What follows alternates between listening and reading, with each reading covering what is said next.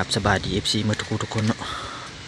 เอาเสี่ยวนกจองตัวนี้ไปเกาะหลังบ้านไปฟังเสียงมันเบิกทุกคนมีเอฟซีหลายคนอันนั้นคอมเมนต์เข้ามาว่าจะฟังเสียงส่งตัวนี้เนาะมื้อนี้บ่ได้ออกต่อเด้อทุกคนอากาศหนาว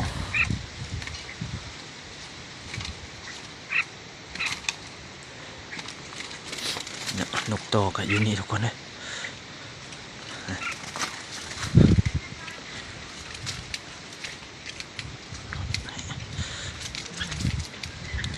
ยังส่งโตอยู่เนี่ยทุกคนใครสนใจกับนั้นได้เนาะเอาเป็นอย่างตัวน่ะฮะตัวนั้นเป็นอย่างวะเอาเจ็บปีกวะนี่คือบูบิดเอาทุกคนเอามันเป็นอย่างตัวน่ะจับอยู่ในเอาปีกเป็นอย่างวะเอานี่บูบินวะฮะเอาปีกมันเป็นอย่างเจ็บปีกเลยฮะตามเบิ่งเลยเอาเป็นยังเมื่อวานเป็นยังดีๆเป็นปีกเงืองอยู่ฮะปีกเป็นแล้ววะเจ็บปีกเลยทุกคนปีกเงืองเลยเจ็บปีกเลยฮะเจ็บปีกเลยอยู่ลากับปีกเจ็บสมพรและจึงบุดีนะปีกเจ็บเลยไปเอาสิเอาสองตัวนี่ไปเกาะอยู่ทางหลังบ้านพูดเลยทุกคนไปพังเสียงมันเบิ่งเนาะแต่ว่านกยังแห่อยู่เด้อนกนี่นกหาก็ได้7 วัน8 วันนี่แหละทุกคนไปตัวนี้เอาสิเกาะไว้อยู่นี่ทุกคนเนี่ยแดดกำลังออกแต่ว่าลมหนาวนี่เกาะไว้นี่แหละทุกคนเนี่ยจะน้อยสวยมากกระแดดออกมาใส่มาถึงเนาะแต่ว่าตอนนี้เบิ่งลมทุกคน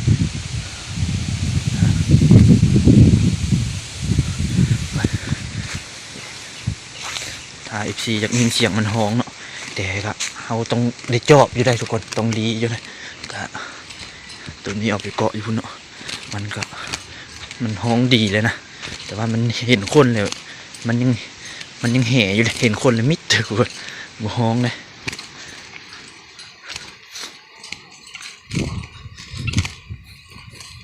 ว้าตัวนั้นเจ็บปีกทุกคนนกเอานะจะมันเป็นอย่างเมื่อวานก็ยังดีๆอยู่ยามมันเข้ากับเครื่องปกเลยนะทางคางทางอย่างเนาะมันตื่นอย่างวะยามไปต่ำเด็ก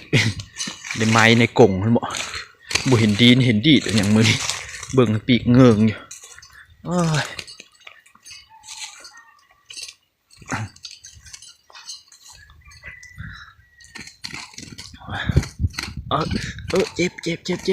เจ็บมือ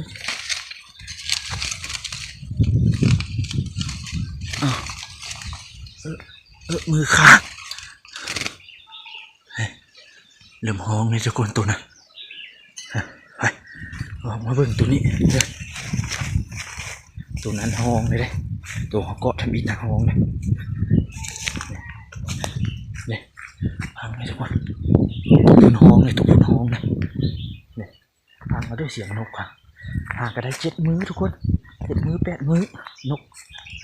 เนี่ยเสียงมันห้องนะต้องอยู่ลีเนี่ยตัวพุ่นห้องเลย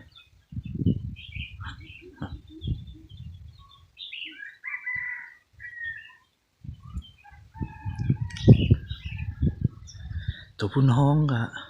คือว่ายังเจ็บคออยู่หรือแนวใดหรือบุทันอันนั้นคักเนาะทุกคนห้องยังเสียงแหบอยู่ตัวพุ่น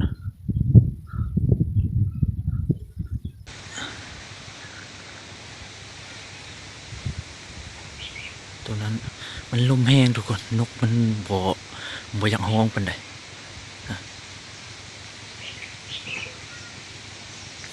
ตัวหนึ่งเกาะตัวหนึ่งเกาะอยู่พี่ทุกคนฟังเสียงลม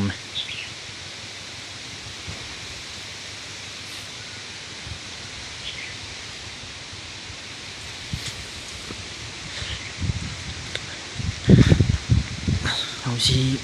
ไปเบิ่งตัวเจ็บผมมันเจ็บปีกก่อนทุกคนจะมันเป็นอย่างเนาะเมื่อวานก็ยังดีๆยังห้องดีๆอยู่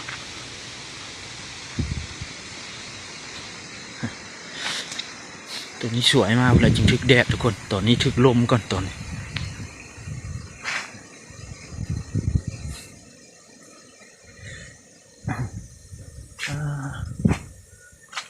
นกปะไว้อันนั้นปะไว้ปั่นFCหรือว่ามันเจ็บปีกวะเป็นอะไรวะ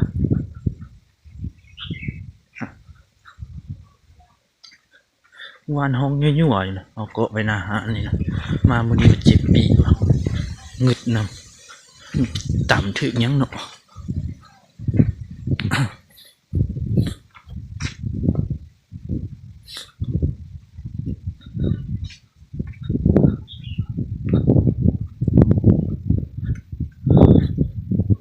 ไปต่ำถึงยัง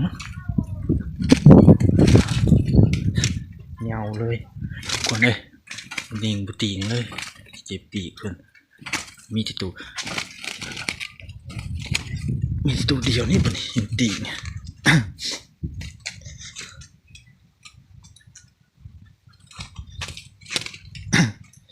เป็นยังได้เจ็บปีกฮะ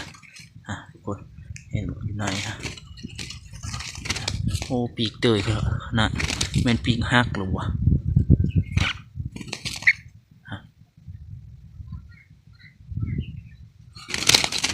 โอ้เตยเฮงขนาดเลยทุกคนปีกมันนะ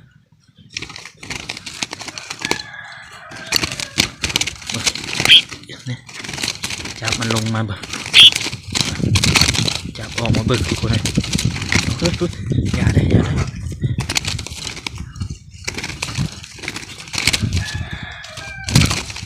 โอ้ยจับยากแท้ทุกคนมือเดียวเลยมานี่นะโอ้คนล่นซับ3 เส้นคนล่น3 เส้นทุกคนอ๋อเสียหายอีกแล้วคนหางล่นแล้ว4 เส้นโอ้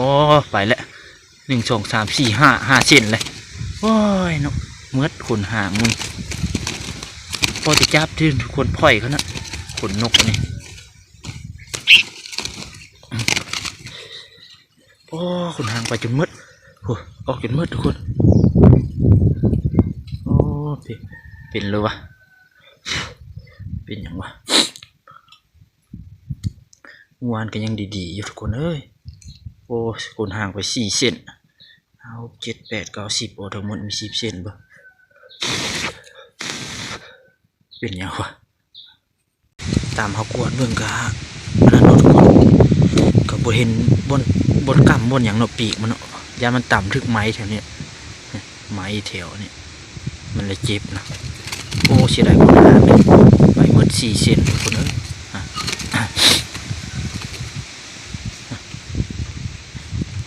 ไปแบบนั้นนะจับผ่าน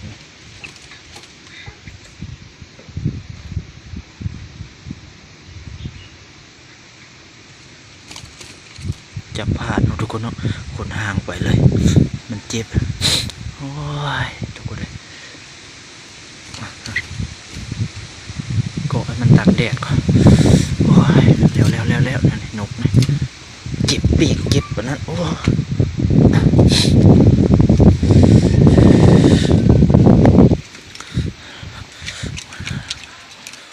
เอามาเกาะมันมีแดดทุกคนเลยมันเงาซึกบุได้ซึกแดดนะนี่เอามันถึกแดดนี่เนี่ย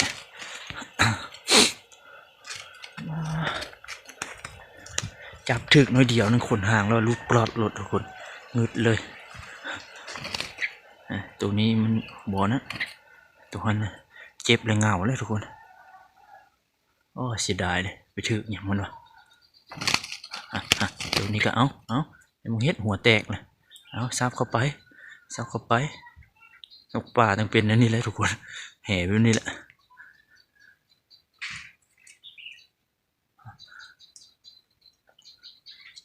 ตัวอยู่บนห้องเราฟังเสียงมันทุกคนห้องเลยนกเอามาเกาะไว้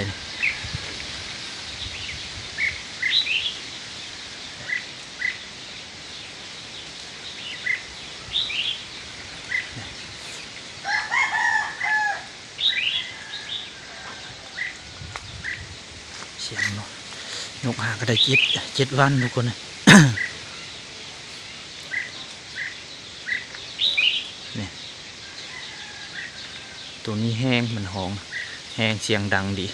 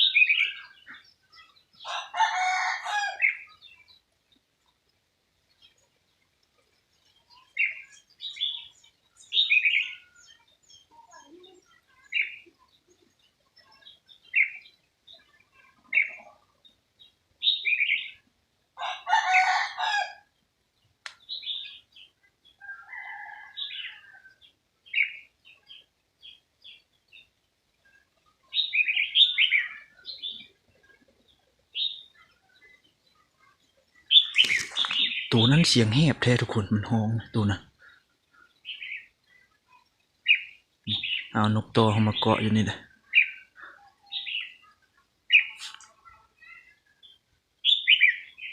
นกตัวเขาก็แจมน้ำมูนะตัวนั้นห้องดีแต่ว่าเสียงคอยังแหบอยู่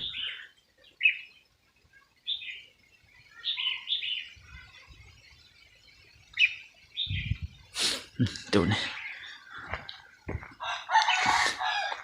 เกาะไว้เนี่ยก่อนแต่ว่าลมพัดแห้งพอไหวมันแต่ว่าถึกแดดอยู่ได้มันถึกแดดเนาะ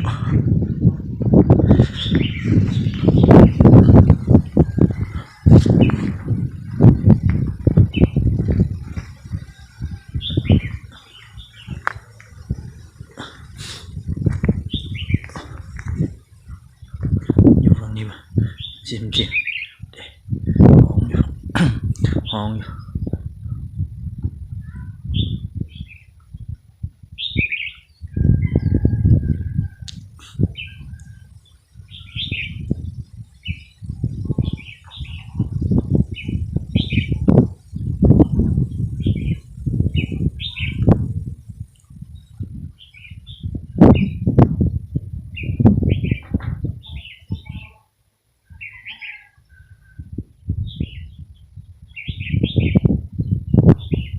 เบิ่งคอกนกนี่ก่อนทุกคนจำเป็นแหละเอามาปล่อยเช่นนี้เพราะมันอยู่คอกน้อยมันเจ็บปีกทุกคนเสียมปล่อยทั้งสองตัวเลยปล่อยเขาดิเบิ่งเป็นเท่าไรละคอกโอ้เหือดแห้งหมดเลยแห้งหมดเนาะเสียมมาปล่อยเขาในจะต้องมานั้นก่อนทุกคนเลยจะมากลางคืนมาเฮากับปกเลยปกนี่บ่อออกเลยทางนี้มีแต่ชิเปิดแต่ทางเทิงกลางคืนมาเลยอัดไว้เนาะหัวแรงมาเลยอัดไว้ทุกคนเสียวป่องโอ้ป่องน้ำไปล้างกระจกหัวหานก็ยังคาอยู่เนาะ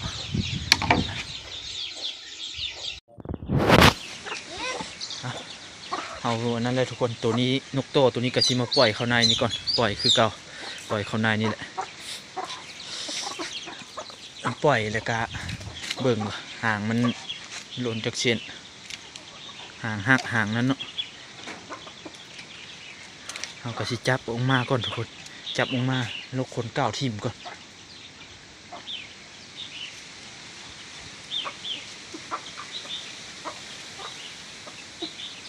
นกเขาเกาะเถอะมันก็ห้องอยู่ทุกคนเลยแต่ว่าลมแห้งมือนี่ไปเอาตัวนี้ตัวแรกก่อนเถอะทุกคนนกเก่าเข้าแล้วเลยทุกคนอยู่คนเอาน้ำใส่มันก็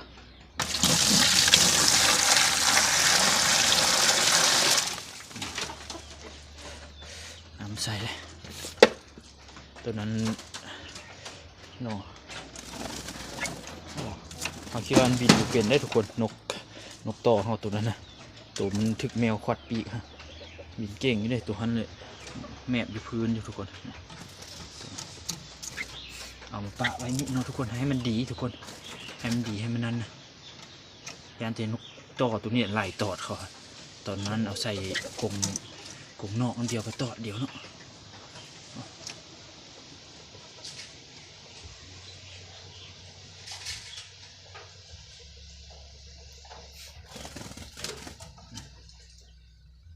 หัวเทิกมัดทุกคนตัวนี้หัวแตกหัวนั้นมัดทุกคน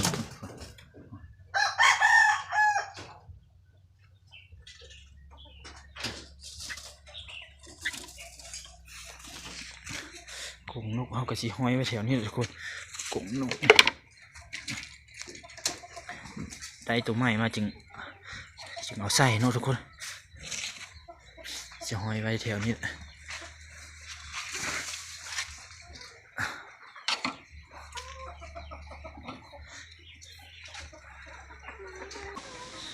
อย่างหนึ่งกะเอาอันนั้นทุกคน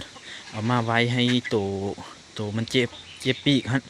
ให้มันอยู่กรงใหญ่นะกรงกะกวงก็กรงเก้าแหละใหญ่ก็บ่ใหญ่เฮงเนาะทุกคนเนาะเด็กกรงเขาก็ประมาณนี้ให้มันอยู่ให้มันด่องไปด่องมาสะดวกสบายแล้วก็มันอยู่กรงน้อยแล้วแบบมันด่องไปด่องมามีแต่ต่ำกรงนะเดี๋ยวมันเจ็บตัวนี้เขาคิดว่าบินบ่ได้วันนี้เอาใส่กรงนี่บินดีขนาดเลยปีกกระหุบเขาเลยทุกคนวังมันเจ็บนะนกต่อเขาตัวนี้หอนใหญ่เลยนี่โอ้เอาเสียวกระเบื้องแผ่นหนึ่งทุกคนขึ้นมาปกทั้งนั้นให้มันอยู่ทั้งนั้นจับมาจะใส่แก๊สน้ำก็มีแล้วใส่แล้วทุกคนเป็น FC ท่านใดสนใจก็คอมเมนต์มาเนาะทุกคนเนาะคอมเมนต์เข้ามาเนาะแต่ว่าตัวนั้นจับอยู่พื้นดิเพิ่งเขาสิเอาไม้มาเขี่ยมันด่องขึ้นวะกะตอนแรกนะเขาจึงปกให้มืดทุกคนเพื่อป้องกันแมวใช่มันมานอนนี่ก็ว่าบัวได้เลยมานอนเจ๋นี่เอากระเชียวกระเบื้องมาเต่งไว้นี่อีกเนาะทุกคนเนาะกระเบื้องอันนี้แหละแทนกระเบื้องมาเต่งไว้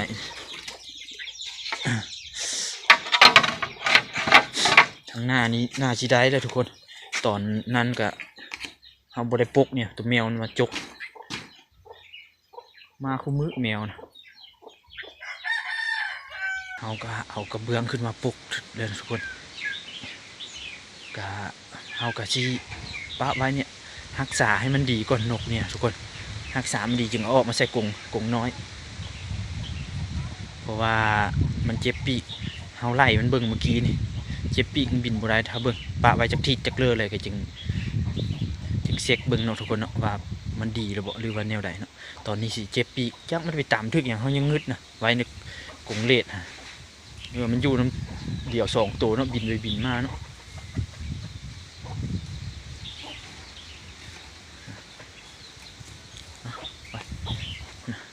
เบิ่งนกเขาเกาะไว้นี่ก็อยู่นอก3 ตัวทุกคนอยู่นอก3 ตัวแล้วก็อยู่ใน3 ตัวอยู่ในกรง3 ตัว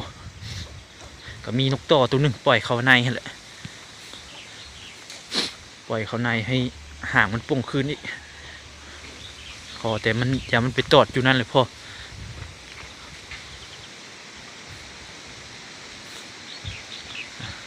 เสียงแปลกๆอยู่ได้ตัวนั้นแปลกๆอยู่ตัวหนึ่งก็อยู่ทางนี้ลมแห้งทุกคนเลยโอเคเนาะทุกคนก็ฝาก FC ทุกคนเนี่ยเข้ามาเบิ่งกับกดไลค์กดแชร์เนาะมักนกตัวใดก็คอมเมนต์เข้ามาเด้อทุกคนเด้อ